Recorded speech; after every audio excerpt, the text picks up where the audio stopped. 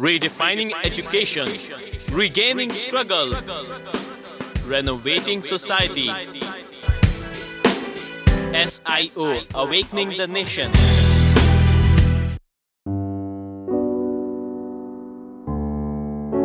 اعوذ باللہ من الشیطان الرجیم بسم اللہ الرحمن الرحیم رب اشرح لی صدری ویسر لی امری واحلل عقدۃ من لسانی یفقهوا قولی رب یسر ولا تعسر وتمم بالخیر سبحانک لا علم لنا الا ما علمتنا انک انت العزیز الحکیم. تو بنیادی جو ٹاپک ہے وہ علامہ اقبال کا فلسفہ خودی.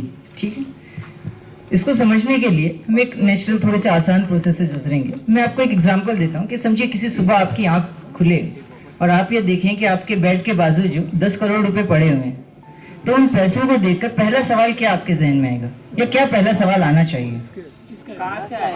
کہاں سے ہے نا, یہ بیسک کوشچن ہے. اس کے مقابلے میں جو دنیا دار شخص ہوتا ہے یا ایسا شخص جو بنیادی سوالات سے آگاہ نہیں ہے, اس کا رویہ یہ ہوتا ہے کہ اس کو اس بات سے فرق نہیں پڑتا کہ پیسے کہاں سے آئے یا کہاں سے کیوں آئے ہوئے. اس کے سامنے جو بیسک سوال یہ ہوتا ہے کہ اب پیسے آ چکے, اب مجھے اس کو کہاں انویسٹ کرنا ہے.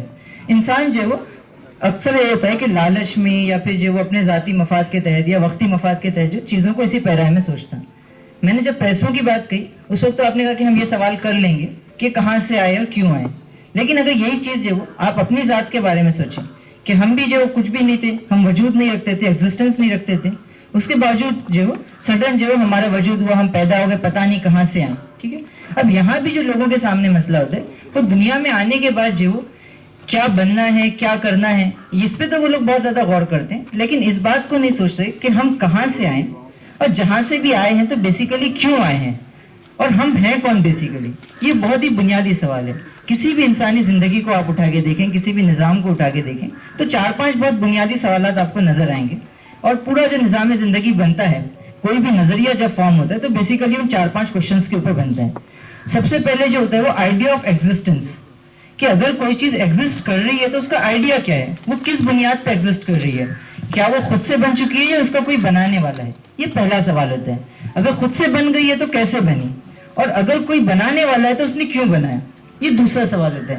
تیسرا سوال جو ہوتا ہے کہ اگر اس نے بنایا ہے کسی نے تو پھر وہ جس مقصد کے تحت اس کو بنایا گیا اس کے مقصد کی تکمیل کس طرح ہوگی, اس پرٹیکولر گول کو, اس پرٹیکولر مقصد کو اچیو کس طرح کیا جائے گا, اور اس کے کیا سورسز ہوں گے, کیا ماخذ ہوں گے جس کی بنیاد پر آپ جو پورے اس مقصد کی تکمیل کے لیے اپنی زندگی کے سفر کو گزاریں گے.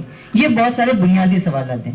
انہی سوالات کے جوابات جو مختلف افراد نے الگ الگ شکلوں میں دیے اور اس کے نتیجے میں جو الگ الگ ازمز وجود میں ہیں. جیسے کہ ڈاروین نے یہ نظریہ پیش کیا. ڈاروین نے کہا کہ انسان جو بیسیکلی جو جانور تھا, بس ایک سوشل اینیمل تھا, جانور سے ایوالو ہوتے ہوتے جو کیا ہو گیا, وہ انسان بن گیا. تو پہلا تصور جو وہ اس نے فاؤنڈیشن جو بنیاد رکھی نظام زندگی کی, وہی غلط رکھی کہ انسان بیسیکلی ایک جانور ہے.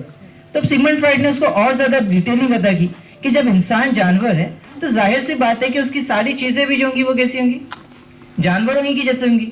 تو اب جانور جب جو وہ ماں بہن اور بیوی میں ڈفرینس نہیں کرتے سیکس کے لیے, تو آخر انسان کیوں کرے. انٹرپریٹیشن آف ڈریمز میں انہوں نے یہی کچھ سوالات اٹھائے کہ انسان کا بنیادی مد میں نظر جو ہے وہ اپنی کوئی ڈیزائرز کو پورا کرنا چاہتے ہیں. کوئی کتا, کوئی بلی, کوئی گدھا کپڑے نہیں پہنتا, تو انسان بیوقوف ہے کہ یہ بھی تو جانور ہے ان کی طرح, یہ کیوں کپڑے پہن رہے. یہ بنیادی سوال اٹھائے انہوں نے. پھر ان کے نزدیک جو ہے وہ انسانوں اور جانوروں میں بنیادی فرق کیا ہے, بس اتنا ہے کہ جو فرق گدھے اور گھوڑے میں ہوتا ہے کہ گدھا تھوڑا سا انفیریئر جانور ہے اور گھوڑا تھوڑا سا سپیریئر ہے. تو بالکل ویسے ہی بندر اور چمپینزی تھوڑے سے انفیریئر ہیں اور ہم کیا ہو گئے, ان کے مقابلے میں تھوڑے سے سپیریئر ہے. لیکن کوئی مادی, کوئی جوہری فرق جو وہ ان کو نظر نہیں آتا. تو یہ بنیادی تصور ہے انسان جو ویسٹ نے پیش کیا. اب اس کے نتیجے میں کیا ہوا کہ جب آپ کے بارے میں یہی بتا دیا گیا کہ آپ کا پرسیپشن ہی یہ کہ آپ جانور ہیں, تو آٹومیٹیکلی اپنے لیے جو آپ کا رویہ ہوگا, دوسروں کے لیے جو آپ کا رویہ ہوگا, بیسیکلی کیا ہوگا, جانوروں جیسا ہی ہوگا. بالکل آپ کیا کریں گے, آئیڈیاز کے لیے جانوروں کی طرف دیکھیں گے. اسی لیے جو اسکالرز یہ بات کہتے ہیں کہ the way we see the problem is the main problem. آپ ہیں کون, انسان ہے, مطلب کیا ہے بیسیکلی. جی مسلمان ہونا کوئی بہت سیکنڈری چیز ہے.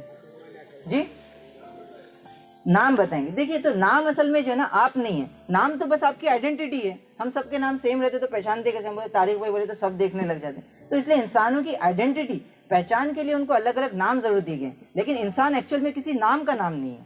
یعنی انسان اصل میں کسی نام, کوئی چیز جو ہے وہ محض نام نہیں ہے, وہ آئیڈینٹی نہیں ہے, بلکہ اس سے الگ کوئی چیز ہے. کیا ہے وہ بتائیے. اور اقبال کا جو پورا فلسفہ خودی ہے وہ یہی ہے اصل میں.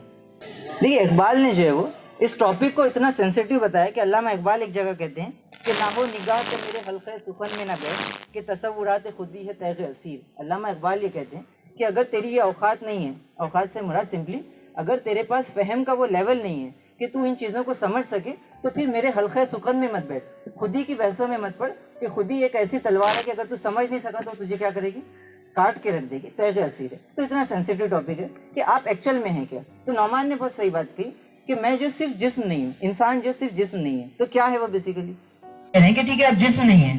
اگر ویسٹ یہ کہتا ہے کہ ہم صرف جسم ہیں تو ان کے پاس اس کا پروف بھی ہے، وہ بتا دیتے کہ دیکھو جسم دکھ رہا ہے. آپ یہ کہہ رہے کہ نہیں جسم کے ساتھ روح بھی ہے، یا جسم کے ساتھ خودی بھی ہے، یا جسم کے ساتھ ضمیر بھی ہے، یا جسم کے ساتھ انفس بھی ہے، نفس بھی ہے. تو سوال یہ پیدا ہوتا ہے کہ وہ تو دکھ نہیں رہا ہے، وہ کہاں پہ پھر روح کو دیکھے بیسک سمجھنے کا جو سب سے آسان طریقہ وہ یہ کہ ہم جو اپنے آپ کو چیزوں سے الگ ہو کے دیکھیں. جیسے کہ بالکل سمپل شاعری سے پہلے بھی بہت بار اگزامپل دیا انہوں نے، وہ یہ کہ جب ہم یہ کہتے ہیں کہ یہ میرا موبائل ہے، ٹھیک ہے، تو اس کا مطلب کیا ہے؟ میں یہ بول رہا ہوں کہ میں الگ ہوں اور یہ موبائل ایک الگ چیز ہے. ہم دونوں سیپریٹ انٹیٹی ہے اور میرا پوزیشن ہے اس موبائل پہ، میں اس موبائل پہ کنٹرول کرتا ہوں لیکن میں موبائل نہیں ہوں. تو بالکل اسی طرح جب میں یہ کہتا ہوں کہ یہ میرا جسم ہے، اس کا مطلب کیا ہے؟ کوئی اور ہے جو یہ بول رہا ہے کہ یہ اس کا جسم ہے. کیونکہ اگر میں سیلف جسم ہوتا تو میں یہ بولتا کہ میں جسم ہوں، لیکن جب میں یہ کہہ رہا ہوں کہ یہ میری باڈی ہے، دیٹس مائی باڈی، اس کا مطلب ہے کہ there is some one who is telling that it's his body. سمجھ رہے ہیں؟ کلیئر ہوئی یہ چیز؟ ہوئی نا کچھ حد تک؟ دیکھیں جب ہم یہ بول رہے ہیں کہ موبائل ہمارا، اس کا مطلب کہ ہم الگ ہے، موبائل الگ ہے اور اس موبائل پہ ہمارا کنٹرول ہے. تو بالکل اسی طرح جب ہم یہ کہہ رہے ہیں کہ ہمارا جسم ہے، اس کا مطلب کوئی اور ہے جو یہ اس بات کا اظہار کر رہا ہے کہ میرا اس جسم کے اوپر پوزیشن ہے، میرا اس جسم کے اوپر کنٹرول ہے. تو وہ انسان کی روح ہے. اللہ تعالیٰ نے یہی بات کہی نا قرآن میں کہ جب ہم نے انسان کو بنایا تو کیا کی؟ اس کے اندر اپنے میں سے روح پھونکی. اپنے میں سے اللہ تعالیٰ نے کیا کی؟ اپنی ذات کا ایک پرتو جو ہے وہ انسان کے اندر ڈال دیا.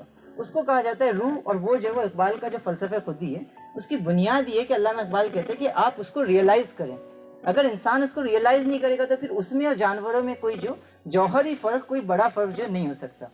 اس لیے علامہ اقبال کا جو پورا فلسفہ خودی ہے، اور صرف علامہ اقبال کا نہیں، اس کے علاوہ دیگر لوگوں کا بھی، انہوں نے بھی یہی کہا کہ آپ کو اگر جو اپنے آپ کو پہچاننا ہے، ایون یہ بات کہی جاتی ہے کہ معرفت الہی جو ہے وہ بنیادی طور پہ معرفت ذات کے اوپر جاتی ہے. یعنی کہ جو شخص خدا کو پہچاننا چاہتا ہے اس کے لیے پہلی شرط یہ ہے کہ وہ خود کو پہچانے.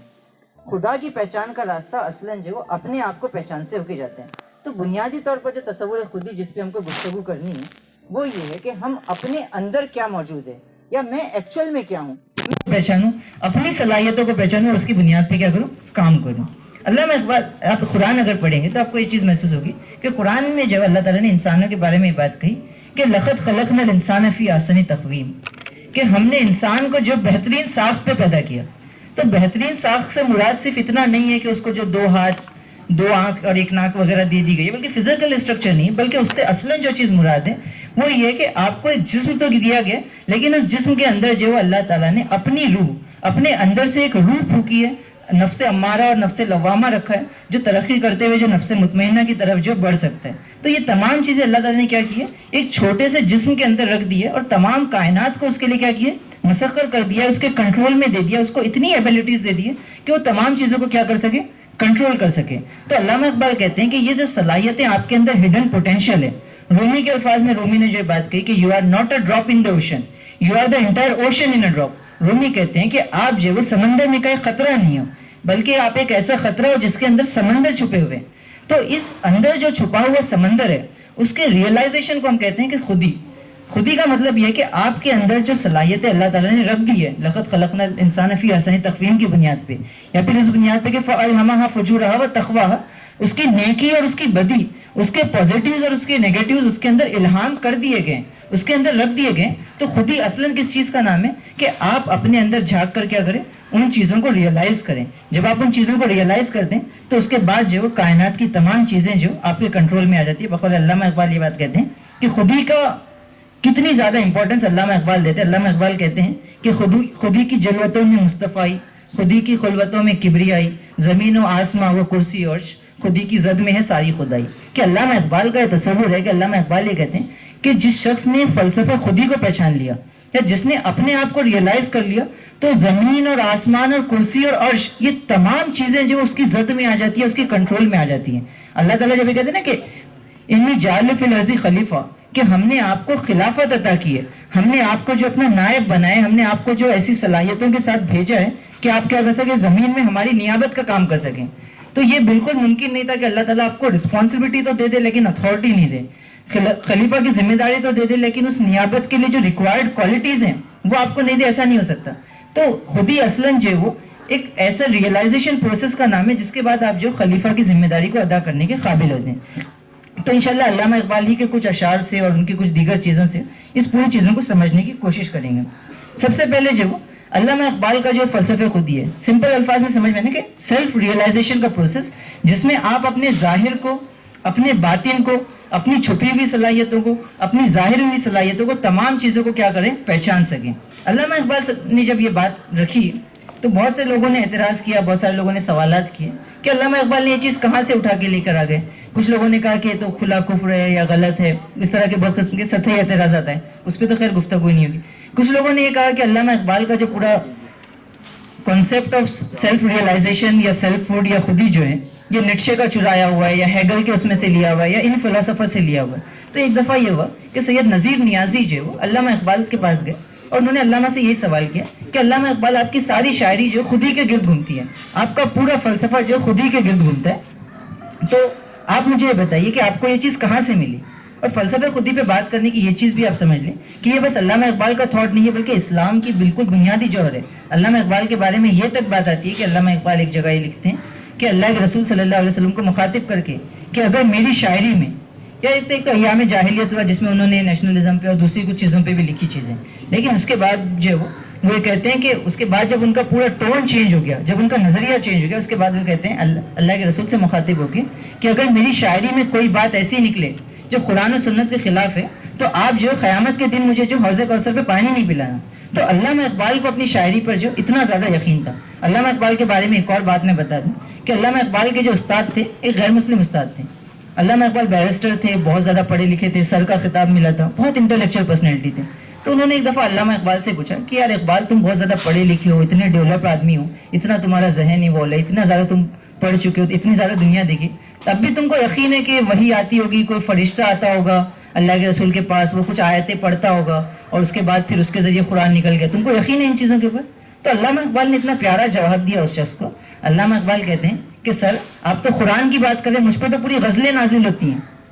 یہ بات علامہ اقبال نے جو بتائی کہ میرا جو کلام ہے وہ خود جو وہ محسوس کرتے کہ خدا کی طرف سے جو الہام، جو الہام سے مراد یہ نہیں ہے کہ وہی ڈائریکٹ جو اسی طرح اوتھینٹسٹی کے ساتھ نازل ہو رہی، لیکن وہ کہہ رہے ہیں کہ چیزیں جو میری طرف جو بھیجی جاتی. مفسرین نے بھی یہ بات لکھی ہے کہ علامہ اقبال کی جو شاعری ہے وہ اصلاً قرآن کی تفسیر ہے. یہ اہمیت میں آپ کو اس لیے بتا رہا ہوں کہ یہ فلسفہ جو ہے ہم اس کی امپورٹنس کو بھی ریئلائز کریں کہ یہ بہت زیادہ اہم چیز ہے. تو جب سید نذیر نیازی نے یہ سوال کیا تو علامہ اقبال نے کہا کہ ٹھیک ہے، کل آئیے میں آپ کو بتا دوں گا کہ میں نے یہ فلسفہ خودی کہاں سے نکالا ہے، یہ کہاں سے اخذ کیا ہے. تو جب یہ بات جو علامہ اقبال سے انہوں نے سنی تو وہ ایک دم خوش ہو گئے کہ ساری دنیا جو اس بات پہ پریشان ہے کہ علامہ اقبال جو فلسفہ خودی کی ہم کو معراج یا اس کی اصل بیس معلوم ہو، لیکن وہ جو ہم کو معلوم نہیں پڑی، کل مجھے جو معلوم پڑ جائے گا اور میں ساری دنیا کے سامنے اس کو آشکار کر دوں گا. وہ کہتے ہیں کہ جب میں اگلے دن علامہ اقبال کے پاس گیا تو علامہ نے کہا کہ جاؤ وہ قرآن رکھا ہوا ہے اٹھا کر لے کر آؤ. تو نے کہا کہ میں مایوس ہو گیا کہ اب وہ کچھ کیا بتائیں گے پتہ نہیں، یا ٹال دیں گے کچھ بھی آیتیں سمجھا کے. تو علامہ اقبال نے ان سے کہا کہ سورہ حشر کھولو. انہوں نے کہا کہ میں نے سورہ حشر کھولا. تو علامہ اقبال نے کہا کہ آیت نمبر 19 اور 20 پر جائیے، جس میں اللہ رب العزت فرماتے ہیں کہ اور دیکھو اے مومنو، ان لوگوں کی طرح نہ ہو جانا جنہوں نے خدا کو بھلا دیا اور اللہ نے جو ان کے وجود کو ان کے آپ سے کیا کر دیا، غافل کر دیا. علامہ اقبال کہتے ہیں کہ میرے جو فلسفے خودی کی جو بنیاد ہے، سیلف فوڈ کی جو بنیاد ہے، اصلاً قرآن کی یہ آیت ہے جس میں اللہ تعالیٰ یہ کہہ رہے ہیں کہ اے مسلمانوں دیکھو ان لوگوں کی طرح نہ ہو جانا جنہوں نے کیا کیا، خدا کو بھلا دیا، اللہ رب العزت کو بھلا دیا، اس کے بدلے میں اللہ نے کیا کیا، ان کو اپنے وجود سے غافل کر دیا، وہ خود اپنے آپ کو بھی کیا ہو گئے، بھول گئے. اب سوال یہ پیدا ہوتے ہیں کہ جو شخص خدا کو بھول جاتا کیا اپنے آپ کو وہ کیسے بھولتا؟ الٹا ہم کو تو یہ نظر آتا ہے کہ جو شخص خدا کو بھولتا ہے وہ اپنے آپ کو زیادہ یاد رکھتے ہیں. کہ دیندار آدمی ہوگا تو اس کو اتنا فرق نہیں پڑتا، کپڑے تھوڑے بہت سیدھے سادے بھی رہے، ہیئر اسٹائل برابر نہیں بھی رہا. لیکن جو لوگ جو خدا کو نہیں جانتے وہ تو بہت زیادہ سینسیٹیو ہوتے اس معاملے میں کہ میرا کپڑا بہت اچھا ہو، میرا ڈریس بہت اچھا ہو، میرے گھر بہت اچھا ہو. تو وہ اپنے آپ کو ریئلائز تو کرتا ہے، وہ تو اپنے آپ کو نہیں بھولتا. وہ کھانا کھانا بھی نہیں بولتا، نہ پانی پینا بولتا ہے، نہ اپنی دیگر ضرورتوں کو بولتا ہے. تو آخر وہ کیا چیز ہے جس کو وہ بھول جاتا ہے، جس کی طرف اللہ رب العزت نے اشارہ کیا؟ وہ سمجھ ہی نہیں سکتا کہ وہ آیا کہاں سے. جی اور جی وہ اصلاً جو چیز کو بھولتے ہیں وہ اپنی روح کو بھول جاتے ہیں. روح کو بھول جاتے ہیں مطلب کہ اپنے منیمم 50% سے زیادہ وجود کو بھول جاتے ہیں, کیونکہ انسان جو ہے وہ اصلاً جو ہے دونوں چیزوں سے بنا ہوا ہے نا, روح اور جسم سے, اور اس میں جو ڈومیننٹ پارٹ ہے جو ہمیشہ رہنے والی چیز ہے وہ اس کی روح ہے, وہ اس کی اسپرٹ ہے, وہ اس کی خودی ہے. تو جب انسان جو ہے وہ خدا کو بھول جا رہے ہیں, اس کا مطلب کیا ہو رہا ہے, وہ اپنے اندر کی روح کو بھول جا رہے ہیں, اپنے اندر کی اسپرٹ کو بھول جا رہے ہیں. اس کا مطلب اپنے 50% سے زیادہ پارٹ کو بھول جا رہے ہیں. یعنی کہ جو میں ایسے ڈریس خرید کے لا رہا ہوں جس سے میرا جو ایک ہاتھ تو کور ہو رہا ہے, ایک پیر کور ہو رہا ہے, لیکن باقی پورا جسم کیا ہو رہا ہے, میرا بڑھانا ہی رہ رہا ہے, میں باقی جسم کی ضرورتوں کو پورا نہیں کر رہا ہوں. اور وہ روح کو کیوں بھول جاتے ہیں, وہ اپنے آپ کو کیوں بھول جاتے ہیں, کیونکہ اس کے اندر جو روح ہے وہ کس کا حصہ ہے, خدا کی ذات کا حصہ ہے. تو جب وہ خدا کو بھول گیا تو خدا کا جو پرتو تھا, خدا کا جو مینیفیسٹیشن اس کے جسم کے اندر رکھا گیا تھا, وہ کیا ہو گیا, اس کو بھی بھول گیا. تو ہم کو اس چیز کو جو سمجھنے کی ضرورت ہے. قرآن نے دیکھیے اسی چیز کو سورہ مجادلہ میں دوسری جگہ اس طرح بیان کیا کہ شیطان نے انہیں اپنے خوابوں میں کر لیا اور پھر وہ اپنے آپ کو بھول گئے. تو قرآن نے بھی جو اس فلسفہ خودی کو مختلف پیرائے میں بیان کیا کہ جب شیطان کے کنٹرول میں ایک آدمی ہو جاتا ہے, یا جب شیطان کے انفلوئنس میں ہو جاتے ہیں, یا پھر جب وہ خدا کو بھول جاتا ہے, تو وہ کیا ہوتے ہیں, اپنے آپ کو جو بھول جاتے ہیں, اور اس بھولنے کے نتیجے میں پھر اپنے آپ کو جانور سمجھ کے اسی اعتبار سے جو رویہ کرنے لگتے ہیں. لیکن علامہ اقبال نے جو اسی چیز کو کاؤنٹر کرتے ہوئے بات کہی کہ ہے نور تجلی بھی اسی خاک میں پنہا, غافل تو میرا صاحب ادراک نہیں ہے. علامہ اقبال کہتے ہیں کہ تیرا جو وجود ہے اس میں نور تجلی, اللہ تعالیٰ کی تجلی, اللہ تعالیٰ کی ذات کا ایک حصہ کیا ہے تیرے اندر موجود ہے. غافل تو میرا صاحب ادراک نہیں ہے, تو محض جو عقل رکھنے والا ایک جانور نہیں ہے. بیسیکلی یہ سارے جانور ہے, بس یہ کہ ہمارے پاس عقل نہیں ہے, یا ہمارے پاس عقل ہے باقی کے پاس عقل نہیں ہے. تو علامہ اقبال کہتے ہیں کہ صرف یہ چیز نہیں ہے. ایک اور چیز جو فلسفہ خودی کو سمجھنے کے تعلق سے ابتدا میں رکھنی تھی, میرے ذہن سے نکل گئی, وہ یہ کہ یہ جو ٹاپک ہے اس کے بارے میں خود علامہ اقبال بھی یہ بات کہتے ہیں کہ یہ محض جو عقل سے سمجھ میں آنے والا ٹاپک نہیں ہے, بلکہ کہتے ہیں کہ اللہ تعالیٰ نے جو مختلف سینسز دیے اس میں دل کا بہت بڑا رول ہے, قلب کا بہت بڑا رول ہے. تو یہ جو چیزیں ہیں یہ اصلاً جو تجربات سے یا ایک پروسیس سے گزرنے کے بعد جو کیا ہوتی ہے, چیزیں زیادہ اچھے سے زیادہ بہتر انداز میں سمجھ میں آتی ہے. یہ مجھ سے کہا جبرائیل نے جو عقل کا غلام ہو وہ دل نہ کر قبول, کہ صبح ازل صبح کے وقت جو جبرائیل نے جو مجھ سے یہ بات کہی کہ جو شخص جو ہے وہ عقل کا غلام ہے, جو دل عقل ایسی ہے تمہاری جو, یا تمہارا دل ایسا ہے جو عقل کا غلام ہے, تو کیا اگر اس کو قبول نہ کر. یا پھر وہ دوسری جگہ کہتے ہیں کہ چراغ راہ ہے منزل نہیں ہے. یہ چیز جو ہے عقل جو ہے وہ بیسیکلی کیا ہے, آپ کے مائل سٹونز ہیں یا پھر راستہ دکھانے والے کچھ لیمپس ہیں. یہ اصل منزل نہیں ہے. اصل منزل کیا ہے, وہ آپ کے قلب کے ذریعے پہنچے گی, اور انشاءاللہ اس کی طرف ہم آگے بڑھ کے کوشش کریں گے کہ اس چیز کو اور اچھے انداز میں سمجھیں. شیخ سعدی رحمۃ اللہ علیہ نے جو اسی چیز کو دوسرے پیرائے میں بیان کیا, وہ یہ کہتے ہیں کہ انسان کے اندر جو بیسیکلی دو چیزیں, ایک حیوان ہے, ایک جانور ہے, اور دوسرا فرشتہ ہے. وہ کہتے ہیں کہ ان دونوں کے درمیان کشمکش چلتی رہتی ہے. انسان کا ایک وجود تو کیا ہے, حیوانی وجود ہے, جس میں اس کے پاس ڈیزائرز ہوتی ہے, اس کو سیکس کرنا ہے, کھانا کھانا ہے, یہ ساری اس کی ریکوائرمنٹس ہیں. اور یہ جو فزیکل اسٹرکچر نظر آتا ہے یہ کیا, اس کا حیوانی وجود ہے. دوسرا جو اس کا وجود ہے وہ کیا, فرشتہ اس کے اندر موجود ہے. اور ان دونوں کے اندر کیا ہوگی, کشمکش چلتی رہے گی. اور اسلام کا تصور کیا ہے کہ آپ ان دونوں کو بیلنس کرتے ہوئے کس طرح آگے بڑھ سکتے ہیں, یہ چیز آپ کو سمجھنی پڑے گی. خودی کے بارے میں ایک اور جو تصور پایا جاتا ہے علامہ اقبال کے تصور کے علاوہ, وہ ہمارے صوفی لٹریچر کا تصور ہے. صوفی لٹریچر کے اندر خودی کو جو بیان کیا گیا, خاص بات علامہ اقبال کی یہ ہے کہ خودی کو اب تک جو نیگیٹو سینس میں سمجھا جاتا تھا. تصوف کے لٹریچر میں جب خودی کو بیان کیا گیا, سیلف ریئلائزیشن کے پروسیس کو کے عمل کو بیان کیا گیا, یا ایگو کو یا انا کو بیان کیا گیا, تو اس کو ایک نیگیٹو اسپیکٹ سے, تکبر سے کوآرڈینیٹ کر کے بیان کیا گیا کہ خودی کا مطلب یہ کہ انسان اپنے آپ کو پہچانے, اپنے آپ کو بڑا سمجھے, اپنے آپ کو بہت اچھا سمجھے, اور اس وجہ سے کیا ہوگا, ساری برائیاں پھیلیں گی. تو خودی کا تصوف میں جو ابتدائی تصور تھا وہ یہ تھا کہ خودی کو کٹ کر دیا جائے, انسان جو ہے وہ اپنے آپ سے پوری طرح غافل ہو جائے. یعنی کہ میں ساری دنیا کو دیکھوں, سب کو دیکھوں, لیکن اپنے آپ کو نہیں دیکھوں. تو تصوف کا جو ابتدائی لٹریچر ہے جس میں جو گفتگو ہوئی, اس کا پورا زور اس پہ تھا کہ اگر خدا کو پہچاننا ہے تو اپنے آپ کو پوری طرح نگلیکٹ کر دو. علامہ اقبال نے اس کا پورا ریورس کیا, اور علامہ اقبال نے کہا کہ اگر خدا کو پہچاننا ہے تو سب سے پہلے اپنے آپ کو پہچاننے کا پروسیس کیا کرو, شروع کرو. اس چیز کو علامہ اقبال نے بیان کیا. حدیث میں بھی یہ بات آتی ہے کہ اللہ کے رسول صلی اللہ علیہ وسلم نے فرمایا, عرفہ نفسہ فقد عرف ربہ, کہ جس شخص نے اپنے نفس کو پہچانا اس نے خدا کو پہچانا. اسی کا ریورس یہ ہے کہ جس نے اپنے آپ کو نہیں پہچانا وہ جو خدا کی معرفت, خدا کا پہچان بھی جو حاصل نہیں کر سکتا. اس چیز کو سمجھنے کی ضرورت ہے. اب ایک اور بہت پیارے انداز میں ہم سمجھیں گے کہ خودی کے اندر کتنی طاقت ہے. علامہ اقبال یہ جو بار بار خودی بول رہے ہیں تو پاگل نہیں ہے کہ شعر بولنے کے لیے بولے. علامہ اقبال نے جب خودی کو بیان کیا تو اس کی طاقت کو وہ سمجھاتے ہیں. जिस शेर से हमारे अबू हुरैरा भाई ने शुरुआत की थी वो ये थी कि खुदी को कर बुलंद इतना कि हर तकदीर से पहले खुदा बंदे से खुद पूछे बता तेरी रजा क्या है। कि खुदी को कर बुलंद इतना कि हर तकदीर से पहले, हर एक बात से पहले खुदा तुझसे पूछे कि बता तेरी मर्जी क्या है और मैं तेरी मर्जी के मुताबिक काम करूंगा। है प्रैक्टिकल? कोई इतना बड़ा हो सकता है कि अल्लाह ताला उसको पूछे कि तेरी मर्जी क्या है, उसी मर्जी से पूछ के काम करे अल्लाह ताला? या कम से कम अल्लाह ताला उससे पूछ के काम नहीं करे, परमिशन से काम नहीं करे, मगर उसको इतना वेटेज दे के उसको पूछे क्या तेरी रजा क्या है, तेरी मर्जी क्या है? हो सकता है ये? शायरी में ऐसे ही मुबालगा होता है बड़ा चढ़ा के, तो ये भी सिर्फ मुबालगा है क्या? पोएट्री का एक बहुत बड़ा पोर्शन जो वो मुबालगा से ही जुड़ा हुआ है। तो ये मुबालगा है, ये हकीकत है। हकीकत में पॉसिबल है क्या? आपको लगता है कि अल्लाह ताला आपको पूछेगा क्या यासिर तेरी मर्जी क्या है, बता, तेरी मर्जी के मुताबिक काम करता हूं? बोलिए सिंपली, पॉसिबल है?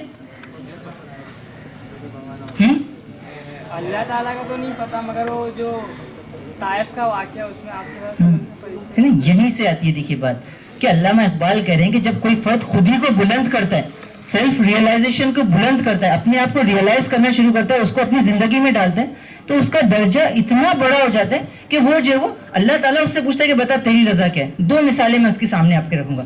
तहवील क़िबला की जो आयतें आप अगर देखेंगे जिसमें अल्लाह ताला ने जो क़िबले को शिफ्ट किया है ना, पहले हमारा क़िबला जो था बैतुल मक़दस की तरफ था, वहां से शिफ्ट होकर जब खाने काबा की तरफ आया तो आयतें क्या नाज़िल हुई, वो क्या कहता है अल्लाह ताला? ए नबी सल्लल्लाहु अलैहि वसल्लम, हम आपका चेहरा बार बार अपनी तरफ उठता हुआ देख रहे हैं, तो लीजिए हम आपके चेहरे को उसी तरफ फेर देते हैं जहां आप चाह रहे हैं। कितनी यूनिक बात है कि क़िबले के बारे में ये बात करी कि अल्लाह के रसूल आप चाह रहे हैं ना वहां करना, तो हम क्या कहते हैं आपकी रजा के मुताबिक क्या करेंगे, उसको फेर देते हैं। तो यहाँ ये चीज हो सकता है कि माजी में अल्लाह ताला के प्लान का हिस्सा रही है वो, लेकिन उसके बावजूद भी अल्लाह ताला ने क्या किया, अल्लाह के रसूल से उनकी रजा पूछी। दूसरा जो हमारे वहाब ने इशारा किया वो यही था ना कि अल्लाह ताला ने देखा ताइफ में बहुत ज्यादा जुल्म हुआ अल्लाह के रसूल पे, चाहता तो डायरेक्ट क्या करता, अजाब भेज दे रहा था, लेकिन वहां भी पूछा गया कि अल्लाह के रसूल इन्होंने आपको इतनी तकलीफ दी है, अगर आपकी रजा हो, आपकी मर्जी हो, आपकी ख्वाहिश हो, अगर आप चाहें तो हम क्या करें, इनको दो पहाड़ों के दरमियान पीस के रख दें। तो ये फलसफे खुदी की ताकत है। आप देखिए सेल्फ रियलाइजेशन की ताकत है कि जब अल्लाह के रसूल ने अपने आप को रियलाइज किया तो उसके नतीजे में अल्लाह के रसूल इस पोजीशन पे पहुंच गए कि अल्लाह ताला पूछ रहे कि बता तेरी रजा क्या है। तो हमको भी जो ये चीज समझना पड़ेगी कि अल्लामा इकबाल कहते हैं कि ये सिर्फ अल्लाह ताला के साथ या अंबिया के साथ मखसूस नहीं है, बल्कि जब तू खुद भी अपने आप को रियलाइज करेगा और उस प्रोसेस पे आगे बढ़ेगा तो अल्लाह ताला क्या करेगा, तुझसे भी पूछेगा कि तेरी रजा क्या है, तेरी मर्जी क्या और चीजें क्या होंगी, तेरी मर्जी के मुताबिक चलेंगी।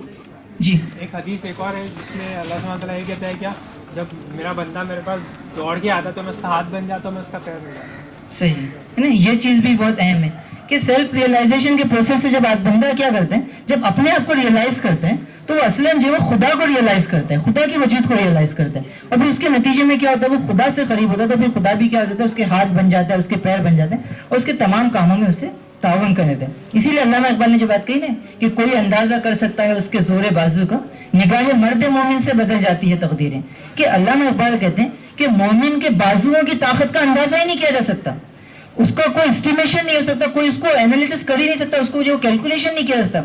वो ये कहते हैं कि उसके जोरे बाजू का अंदाजा छोड़ दीजिए, निगाह मर्द मोमिन से बदल जाती है तकदीरें। कि मोमिन की निगाह में इतनी ताकत होती है कि उसकी ताकत, उसके निगाह से बस क्या हो जाती है, लोगों की तकदीरें बदल जाती हैं, लोगों के नजरियात बदल जाते हैं। उसकी बेहतरीन एग्जाम्पल जो हमको नजर आती है, एक सहाबी रसूल के वाक़े में नजर आती है कि वो अल्लाह के रसूल सल्लल्लाहु अलैहि वसल्लम के पास है, इन्होंने इस्लाम कबूल नहीं किया था। वो अल्लाह के रसूल अपने सहाबा के साथ महफिल में बैठे हुए थे, उन्होंने अल्लाह के रसूल सल्लल्लाहु अलैहि वसल्लम की तरफ देखा और बहुत यूनिक वाक़या है, कबूल इस्लाम के इंतहाई प्यारे वाक़यात में से एक है। वो अल्लाह के रसूल के पास आते हैं, अल्लाह के रसूल के चेहरे की तरफ देखते हैं, मुस्कुराते हैं और ये बात कहते हैं कि कसम खुदा की ये किसी झूठे आदमी का चेहरा नहीं हो सकता और मैं इस बुनियाद पे कलमा पढ़ता हूँ। तो ये जो प्रोसेस है कि आपका पूरा वजूद जो है वो खुदाई वजूद का परतू बन जाए, कि आपकी पूरी जात जो है चलता फिरता कुरान बन जाए, आपकी पूरी जात जो है वो अल्लाह ताला की रबूबियत का ऐलान बन जाए, तो ये चीज जो हासिल होती है किस वक्त, अल्लामा इकबाल कहते हैं कि जब आदमी जो अपने आप को पहचानता है, अपनी सलाहियतों को पहचानने की तरफ आगे बढ़ते हैं। इसके बाद जो एक और चीज हमको समझने की जरूरत है वो ये है कि अल्लामा इकबाल ने जो वो मुख्तलिफ अशार में जो इस चीज़ को बयान किया, इंशाल्लाह हम जो कुछ और अशार से उनके खुदी के जो दीगर एस्पेक्ट्स हैं, जो दीगर पहलू हैं, उसको समझने की कोशिश करेंगे। علامہ اقبال یہ کہتے ہیں کہ قوت عشق سے ہر پست کو بالا کر دے، دہر میں اس عشق محمد سے اجالا کر دے. یہاں بھی ایک بہت یونیک فلسفہ علامہ اقبال نے کہا. علامہ اقبال نے کہا کہ یہ جو نظریات غالب ہیں، ساری چیزیں جو وہ آپ کی مخالف جو ہیں، جس سے آپ کو نظریاتی طور پہ اختلاف ہے، فکری طور پہ اختلاف ہے، یہ ساری چیزیں کیا ہے؟ غالب ہیں، اور آپ جو کیا ہے وہ پست ہو چکے ہیں. لیکن آپ کیا کر سکتے ہیں؟ علامہ اقبال یہ کہتے ہیں کہ قوت عشق سے ہر پست کو بالا کر دے. یعنی کہ اگر آپ کے اندر عشق ہے، اگر محبت ہے، تو اس کے نتیجے میں کیا ہوگا؟ ہر جو پست چیز ہے اس کو کیا کیا جا سکتا ہے؟ ڈومینیٹ کیا جا سکتا ہے، اس کو غالب کیا جا سکتا ہے، اور ہر غالب چیز کو کیا کیا جا سکتا ہے؟ مغلوب کیا جا سکتا ہے. علامہ اقبال نے اس چیز کو ایک اور جگہ بیان کیا بہت ڈیٹیل انداز میں، پورے فلسفے زندگی کو بیان کرتے ہوئے علامہ کہتے ہیں کہ جوہر زندگی ہے عشق، اور جوہر عشق ہے خودی. علامہ اقبال کہیں کہ زندگی کا جو جوہر ہے، زندگی کی جو روح ہے، زندگی کی جو اسپرٹ ہے، زندگی کا جو اصل ہے، وہ اس کا مادی ڈیزائرز کو پورا کرنا یا کچھ اپنی نیڈز کو فلفل کر لینا یا جو کچھ کام کر لینا نہیں ہے، بلکہ وہ کہتے ہیں کہ زندگی کا اصل جو جوہر ہے وہ محبت ہے. زندگی کا اصل جو جوہر ہے وہ اصلاً عشق ہے. اب آپ دیکھیں اسی چیز کو آپ اگر قرآن کی تمام آیتوں سے یا قرآن سے تلاش کرنے کی کوشش کریں تو آپ کو یہ چیز اور زیادہ کھل کے نظر آئے گی. اللہ تعالیٰ کے وجود میں سب سے ڈومیننٹ جو چیز ہے وہ کیا ہے؟ اللہ تعالیٰ کے وجود میں سب سے ڈومیننٹ جو چیز ہے وہ کیا ہے؟ وہ اس کی رحمت ہے. اللہ تعالیٰ کہتا ہے نا کہ ہماری رحمت جو وہ ہر ایک چیز پر غالب ہے. اللہ تعالیٰ نے سب سے زیادہ اپنی جس صفت کا ذکر کیا وہ اس کی رحمت کا ذکر کیا، اس کی مرضی کا ذکر کیا. تو رحمت بیسیکلی کس چیز کو ریپرزینٹ کرتی ہے؟ رحمت بیسیکلی محبت کا اظہار ہے. اگر میں آپ کے ساتھ رحم دلی سے پیش آ رہا ہوں، اس کا ظاہر سب سیدھا مطلب یہ کہ مجھے آپ سے جو محبت ہے. اگر محبت نہیں ہوتی، اگر نفرت ہوتی اس کی جگہ، تو ظاہر سی بات ہے کہ رحم دلی کی جگہ غصہ اور اریٹیشن اور اس قسم کی چیزیں کیا ہو جاتی؟ غالب ہو جاتی. تو علامہ اقبال یہ کہتے ہیں کہ زندگی کا جو پورا حاصل ہے، زندگی کی جو پوری اسپرٹ ہے وہ کیا ہے؟ کہ آپ جو ہے وہ عشق کریں، خدا سے شدید محبت کریں. اور اسی کے بعد دیکھیے علامہ اقبال نے جو بات کہی نا کہ ہم ساری گفتگو کو سنتے ہیں تو اکثر ہمارے سامنے کیا ہوتا کہ ہم کو جنت میں جانا ہے، جنت کا حاصل کرنا ہے. لیکن علامہ اقبال کہتے ہیں کہ جس کا عمل ہو بے غرض اس کی جزا کچھ اور ہے. حور و خیام سے گزر، بادہ و جام سے گزر. علامہ اقبال کہتے ہیں کہ جو شخص عشق کی انتہا پہ پہنچ کے عمل کرنا شروع کرتے ہیں تو پھر کیا ہوتا ہے؟ اس کا جو عمل ہے، اس کا جو ریوارڈ ہے، اس کا کوئی اندازہ نہیں کر سکتا. جنت کی نعمتیں، یہ تمام چیزیں کیا ہے؟ بہت چھوٹی پڑ جاتی ہے. کس کے مقابلے میں؟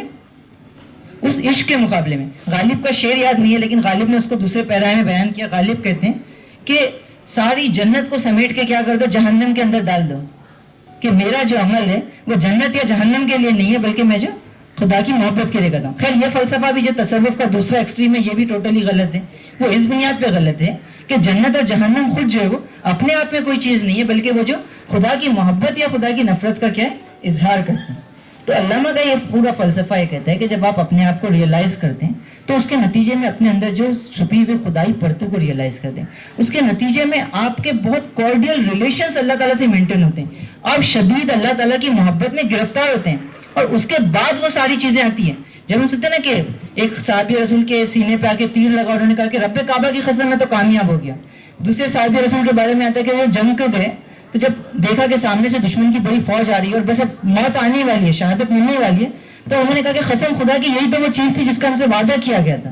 یا تیسرے صحابی رسول جب یہ کہتے ہیں کہ مجھے احد اور بدر کے پہاڑوں سے جنت کی خوشبوئیں آ رہی ہیں، تو اصلاً یہ الفاظ جو وہ رٹے رٹائے الفاظ نہیں ہوتے ہیں بلکہ اصلاً جب عشق اپنی انتہاؤں پہ پہنچ جاتا ہے تو اس کے بعد کیا ہوتے ہیں؟ یہ الفاظ جو آدمی کے دل سے کیا ہوتے ہیں؟ اس کی زبان سے ادا ہوتے ہیں. تو ہم کو یہ چیز سمجھنا پڑے گا کہ علامہ اقبال بھی یہ بتاتے ہیں کہ ساری آپ کی جو کوششیں ہیں، ساری جو چیزیں ہیں اپنی ذاتی زندگی میں بھی اور اجتماعی زندگی میں، اس کی بنیاد جو ہوگی وہ اصلاً محبت ہوگی. آپ اسی چیز کو دوسرے پہلو سے بھی لیں. ہمارے پاس اکثر جو HRD کی گفتگو ہوتی ہے، ہیومن ریسورس ڈیولپمنٹ کی. اسلام میں کم از کم میری ذاتی انڈرسٹینڈنگ یہ ہے کہ اسلام اصلاً جو ہیومن ریسورس ڈیولپمنٹ کی بات نہیں کرتا، اسلام تزکیے کی بات کرتے ہیں. دیکھیے بنیادی چیز ان دونوں میں جو فرق ہو جاتا ہے، جس کے نتیجے میں تنظیمی طور پہ جب ہم کام کرتے ہیں تو بہت زیادہ جو مشکل ہو جاتی ہے ہم کو کام کرنے میں، وہ یہ ہے کہ ہم جو افراد کو جب ریسورس سمجھنے لگتے ہیں تو اب حمزہ میرے لیے کیا ہو گئے؟ ہیومن ریسورس ہو گئے. ٹھیک ہے. اور میرے لیے جو ایک آدمی نے 10,000 روپے ڈونیشن دیا، وہ 10,000 بھی کیا ہے؟ ریسورس ہے. اور الٹیمیٹ میرا جو مقصد ہے وہ کیا ہے؟ کہ مجھے اس پرٹیکولر پروگرام کو کرنا ہے.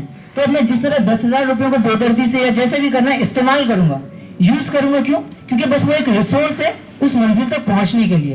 تو بالکل ویسے ہی جب انسانوں کو بھی ہم ہیومن ریسورس کی حیثیت سے دیکھتے ہیں تو اس کے نتیجے میں ہمارے لیے ہمارے کیڈر کی ضروریات، اس کی مجبوریاں، اس کی چیزیں سیکنڈری بن جاتی، اور ہمارے نزدیک وہ بھی کیا ہو جاتے ہیں، بالکل ایک ریسورس بن جاتے ہیں. اب ظاہر سی بات ہے کہ انسانی وجود کچھ جذبات رکھتا ہے، اپنے اندر کچھ احساسات رکھتا ہے، تو جب اس کے ساتھ بھی بالکل اسی طرح کے ریسورس ٹائپ کا بیہیویئر ہوتا ہے تو وہ کیا ہو جاتا ہے، دھیرے دھیرے جو دور ہونا اور بیک آؤٹ ہونا شروع ہوتا ہے. تو یہ ایک بہت لطیف قسم کی چیز ہے جس کو آرگنائزیشنل مینجمنٹ کے لیے، ہمارے ورکنگ کلچر کے لیے سمجھنے کی بہت زیادہ ضرورت ہے. اسی لیے قرآن نے بھی یہ بات کہی. دیکھیے آپ یہ کہتے ہیں کہ ساری اجتماعیت کا یا ساری چیزوں کا مقصد جو ہے وہ اقامت دین ہے، تو سوال یہ پیدا ہوتا ہے کہ پھر قرآن کا مرکزی موضوع بھی اقامت دین ہونا چاہیے تھا، لیکن قرآن کا سینٹرل تھیم اقامت دین نہیں ہے. تو علامہ مودودی یہ کہتے ہیں کہ قرآن کا جو سینٹرل تھیم ہے وہ انسان ہے. سورہ حج کی جو آیت ہم نے اس سے پہلے ریفرنس میں کہی کہ اللہ تعالیٰ کہتا ہے کہ اہل ایمان تو وہ لوگ ہیں کہ جب ہم انہیں زمین میں اقتدار بخشیں گے تو وہ نماز قائم کریں گے، زکوٰۃ دیں گے اور امر بالمعروف اور نہی عن المنکر کریں گے. یہاں بھی اسی چیز کو بیان کیا گیا کہ اصل چیز اقامت دین نہیں ہے، بلکہ اقامت دین کے بعد بھی جو اصل چیز ہے وہ فرد کا باقی رہنا ہے، اور فرد کی نجات کو اللہ تعالیٰ نے کیا کیا، اصل محور بنایا کہ فرد کے اندر جو خدا کی ذات کا حصہ جو چھپا ہوا ہے. تو یہ چیز بھی ہم کو سمجھنی پڑے گی کہ ہمارے تمام کاموں کی بنیاد جو ہوگی وہ محبت اور عشق ہوگا، اور عشق کی جو بنیاد ہوگی وہ کیا ہوگی، وہ ہمارا فلسفہ ہوگا. پھر اس کے بعد دیکھیے علامہ اقبال ایک اور جگہ یہ کہتے ہیں کہ تو راز کن فکا ہے اپنی آنکھوں پر عیا ہو جا، خدا کا رازداں ہو جا، خودی کا ترجمہ ہو جا. تھوڑی سی تبدیلی ہے اس شعر میں. اس شعر میں بیسیکلی علامہ اقبال یہ کہتے ہیں کہ قرآن کی ایک آیت سے بعض مفسرین نے جو وہ اس چیز کو اخذ کیا، اس میں ڈفرینس آف اوپینین ہو سکتا ہے. وہ یہ کہ اللہ تعالیٰ جب چیزوں کو بناتا ہے تو اس کے بارے میں اللہ تعالیٰ نے کیا چیز بیان کی کہ جب ہم کسی چیز کو بنانا چاہتے ہیں تو ہم کیا کہتے ہیں، کن فیکن، ہو جا، اور وہ ہو جاتی ہے. لیکن جب انسانوں کے بنانے کا ذکر آیا تو اللہ تعالیٰ نے وہاں پہ جو آیت میں جو الفاظ استعمال کیے وہ کن فیکن کے نہیں ہے، بلکہ انسان نے کہا کہ ہم نے انسان کو بنایا اور اپنے اندر سے کیا کی، اس کی روح پھونکی.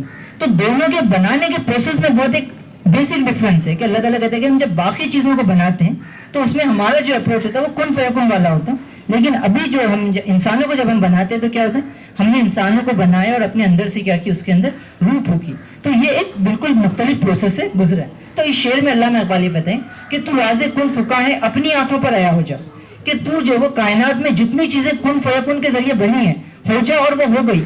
یہ جو تمام چیزیں بنی ہیں ان سب کے پیچھے جو راز ہے، ان سب کی جو حقیقت ہے وہ کیا ہے، تو ہے. بس تو اپنے آپ کو کیا کر، اپنی آنکھوں پر عیا ہو جا، اپنے آپ کو دیکھ لے. اور اس کے بعد وہ یہ کہتے ہیں کہ خدا کا رازداں ہو جا، خودی کا ترجمہ ہو جا. جب تو اس ریئلائزیشن کے پروسیس سے گزرے گا تو کیا ہو جائے گا، خدا کا رازداں ہو جائے گا. اللہ تعالیٰ کے پاس جو راز موجود ہے، اللہ تعالیٰ کے پاس جو چیزیں چھپی ہیں وہ کیا ہو جائیں گی، تیرے ساتھ جو شیئر ہو جائیں گی. اس کے بعد کیا ہوگا، خودی کا ترجمہ ہو جائے گا. یہ چیز ہم کو جو علامہ اقبال نے بتائی ہے. اس کے بعد دوسرے ایک شعر میں وہ کہتے ہیں کہ یہ پیام دے گئی ہے مجھے بعد صبح گاہی، کہ خودی کے عارفوں کا ہے مقام بادشاہی. وہ یہ کہتے ہیں کہ مجھے جو صبح کی جو ہوا ہے اس نے بہت پیارا پیغام دیا، اور وہ پیغام یہ ہے کہ خودی کے عارفوں کا، خودی کے عارفوں سے مراد یہ کہ ایسے لوگ، عارف کہتے ہیں عقل مند کو یا جاننے والے کو. تو وہ کہتے ہیں کہ جو خودی کے عارف ہیں، یعنی کہ جو اپنے آپ کو جاننے والے لوگ ہیں، ان کا جو مقام ہے وہ کیا ہے، مقام بادشاہی. کہ ان کو جو مقام اللہ تعالیٰ عطا کرتا ہے وہ بادشاہی ہے، اور وہ محض کوئی پولیٹیکل بادشاہی نہیں ہے، وہ محض جو وہ سیاسی بادشاہت نہیں ہے، بلکہ اس سے آگے بڑھ کے وہ کیا ہے کہ وہ ایک ایسی بادشاہت ہے جس کے نتیجے میں وہ لوگوں کے دلوں پر راج کرتے تھے. اب آپ سارے بزرگان دین اور اولیاء اللہ کی جو ناموں کو نکال کے دیکھ لیں، ان کی ہسٹریز کو نکال کے دیکھ لیں. ان کے پاس بہت زیادہ دولت نہیں تھی، کچھ نہیں تھی، لیکن بڑے بڑے بادشاہ جو ہے ان کے نام مٹ گئے، ساری ان کی بادشاہت کیا ہوگی، ختم ہو گئی. لیکن جو وہ عبد القادر جیلانی ہے اور یہ تمام لوگ جو ہیں ان کے نام ابھی تک کیا ہیں، زندہ ہیں. تو علامہ اقبال اسی فلسفے کو بیان کرتے ہیں کہ جو خودی کے عارف ہوتے ہیں اللہ تعالیٰ کیا کرتے ہیں، ان کو بادشاہی کا مقام عطا کرتے ہیں. اس خودی کے پروسیس کو سمجھنے کے لیے، اس کی اہمیت کو سمجھنے کے لیے ایک اور حدیث میں آپ کے سامنے رکھوں، بہت یونیک حدیث ہے. اللہ کے رسول صلی اللہ علیہ وسلم نے ایک دفعہ اپنے صحابہ کے ساتھ بیٹھے ہوئے تھے. ایک شخص کا وہاں سے گزر ہوا. اللہ کے رسول نے لوگوں سے پوچھا کہ اس آدمی کے بارے میں تمہاری کیا رائے ہے، تمہارا کیا اوپینین ہے. تو لوگوں نے کہا کہ اللہ کے رسول ہے غریب سا آدمی ہے، سیدھا سادہ آدمی ہے، اس کی کوئی عزت وغیرہ نہیں ہے، ایسے بھی کچھ اہم وہ نظر نہیں آتا. ایون ایسا ہے کہ اگر وہ کسی کو رشتہ بھی بھیجے تو کوئی اس کے رشتے کو بھی قبول نہیں کرے. لوگوں نے کہا کہ انفیریئر قسم کا آدمی ہے. اس کے بعد تھوڑی دیر سے ایک اور شخص گزرا. اللہ کے رسول نے پوچھا کہ اس شخص کے بارے میں تمہاری کیا رائے ہے. تو صحابہ نے کہا کہ اللہ کے رسول یہ تو بہت بڑا آدمی ہے، اس کے پاس پیسہ ہے، مال و دولت ہے، عزت ہے، اور اس کا جو بہت وزن ہے، اگر یہ رشتہ بھیجے تو اس کو لازماً لوگ قبول کریں گے، کسی کی سفارش کرے گا تو لوگ اس کو جو انکار نہیں کریں گے، اس کی اتنی زیادہ اہمیت ہے. تب اللہ کے رسول صلی اللہ علیہ وسلم صحابہ سے کہتے ہیں کہ یہ دوسرا شخص ہے جس کی تم تعریف کر رہے تھے، اللہ تعالیٰ کی جو روح زمین ہے، اگر یہ پوری روح زمین بھی جو اس قسم کے آدمیوں سے بھر جائے تو وہ اس فقیر کا مقابلہ نہیں کر سکتے جو اس سے پہلے گزرا تھا. تو یہ جو مرتبہ ہے اس شخص کو جو حاصل ہوا ان تمام چیزوں کے مقابلے میں وہ کیا ہے, وہ اس کے اس تصور خودی کے نتیجے میں جو حاصل ہوتا ہے. فضیل الیاس کی جو بات برادر مستجاب خاطر کر رہے تھے کہ جب ان کے سامنے قرآن کی ایک آیت پڑھی گئی کہ وہ چور تھے, بیسیکلی ڈاکو تھے, وہ چوری کے ارادے سے نکلے تھے, جب ان کے سامنے آیت پڑھی گئی, ان کے کانوں میں آیت پڑھی کہ کیا لوگوں کے پاس اب بھی یہ وقت نہیں آیا کہ وہ اللہ کے ذکر کو سن کر جو ان کے دل کانپ اٹھیں اور وہ اللہ کے دین کی طرف پلٹ جائیں, تو فضیل بن ایاس کے لیے وہ ایک آیت کیا ہوگی, بالکل ٹرننگ پوائنٹ بن گئی. اور اس آیت سے انہوں نے کیا کیا, اپنے آپ کو ریئلائز کرنا شروع کیا, اور اس کے بعد جو اپنے زمانے کے بہت بڑے فقیہ بنے. پھر اس کے بعد ایک اور جو بہت انٹرسٹنگ ٹاپک ہے, ہمارے پاس اکثر یہ ہوتا ہے کہ ہم اسلام کے ریوائول کی جب بات کرتے ہیں کہ اقامت دین ہوگا, اسلام پھر سے زندہ ہوگا, ساری چیزیں پھیلیں گی, تو اس میں جو بہت ڈومیننٹ جو چیز آتی ہے کہ مہدی علیہ السلام آئیں گے, عیسیٰ علیہ السلام آئیں گے, وہ آ کے یہ ساری چیزیں کریں گے, یہ تمام چیزیں جو مہدی علیہ السلام کریں گے. تو علامہ اقبال جو مہدی کے بارے میں بھی ایک یونیک قسم کا فلسفہ یا ایک چیز پیش کرتے ہیں. علامہ اقبال یہ کہتے ہیں کہ ہوئی جس کی خودی پہلے بیدار, وہی مہدی وہی آخر الزمان. علامہ اقبال کہتے ہیں کہ مہدی اصل میں کون ہے, تو علامہ اقبال یہ کہتے ہیں کہ جس شخص کی خودی سب سے پہلے بیدار ہوگی, جو شخص اپنے آپ کو ریئلائز کرے گا اور اپنی اس ریئلائزیشن کو جو پیک پر لے کر جائے گا, وہی جو مہدی ہوگا, اور وہی کیا ہوگا, آخر زمان ہوگا. کہ مہدی جو یعنی کہ مہدی اگر آئے بھی تو ان کی جو بنیادی کوالٹی جو ہوگی وہ کیا ہوگی کہ وہ اس خودی کے لیول کو جو پیک پہ پہنچانے کی کوشش کریں گے. اسی چیز کو علامہ اقبال نے ایک اور جگہ بیان کیا کہ اس قوم کو شمشیر کی حاجت نہیں ہوتی, وہ جس کے جوانوں کی خودی صورت فولاد. کہ یہاں بھی اسی چیز کو بیان کی. ہم جب بھی بات کرتے ہیں کہ ہمارا جب مقابلہ باطل سے ہو, تو ہم اکثر یہ ہوتا ہے کہ مٹیریلسٹک طور پر یا ٹیکنیکل انداز میں بات کرنے کی کوشش کرتے ہیں کہ ان کے پاس 20 ہے, آپ کے پاس 10 ہے, ان کے پاس 100 ہے, آپ کے پاس 2 ہے. تو علامہ اقبال یہ کہتے ہیں کہ یہ سارا کمپیریزن ہو تو سکتا ہے, لیکن اس کے باوجود بھی جس قوم کے جوانوں کی خودی صورت فولاد ہوتی ہے, یعنی کہ جس قوم کے نوجوان اپنے آپ میں اسٹرانگ ہوتے ہیں, ان کا سیلف ریئلائزیشن بہت اسٹرانگ ہوتا ہے, ان کے لیے پھر جو شمشیر اور اس قسم کی ساری چیزیں کیا ہو جاتی ہے, بے معنی ہو جاتی ہے. اس چیز کو علامہ اقبال نے جو بیان کیا, اور اسی چیز کی طرف قرآن نے بھی اشارہ کیا نا کہ تم میں سے اگر 20 لوگ ایمان والے اور مضبوط ہو تو ہم کیا کریں گے, ان کو 200 پر فوقیت دیں گے, 200 کے مقابلے میں ان کو جتائیں گے. تو آخر وہ کیا چیز ہے جو ان 20 کو 200 کے اوپر بھاری کر رہی ہے؟ ایسا تو نہیں ہے کہ 20 کو اللہ تعالیٰ جو 10 ہاتھ دے رہا ہے کہ تاکہ 200 ہاتھ برابر مینیج ہو جائیں, بلکہ اللہ تعالیٰ جو چیز کر رہے ہیں وہ یہ کہ ان کے اندر کی خودی کا جو پوٹینشیل ہے اس کی بنیاد پر ان کو کیا کر رہے ہیں, غلبہ عطا کر رہے ہیں. جنگ بدر کا واقعہ ہو یا اسلام کی تمام تحریکات کا اگر آپ مطالعہ کریں تو آپ کو یہی چیز نظر آئے گی کہ پروپورشن وہاں پہ بہت زیادہ تھا, یعنی کہ ڈفرینس جو بہت زیادہ, لیکن اس کے باوجود بھی اس خودی کے نتیجے میں جو ان کو وہ چیز جو حاصل ہوئی ہے. اس کے بعد علامہ اقبال یہ کہتے ہیں کہ یہ تو خودی کی اہمیت ہو گئی, اور پھر قوموں کا اس کے نتیجے میں جو قوموں کا عروج ہوتا ہے, ان کو جو ترقی حاصل ہوتی ہے. اب زوال کس طرح ہوتا ہے, تو وہ بھی اسی چیز کو بیان کرتے ہیں کہ ہوئی زیر فلک امتوں کی رسوائی, خودی سے جب ادب و دین ہوئے بیگانہ.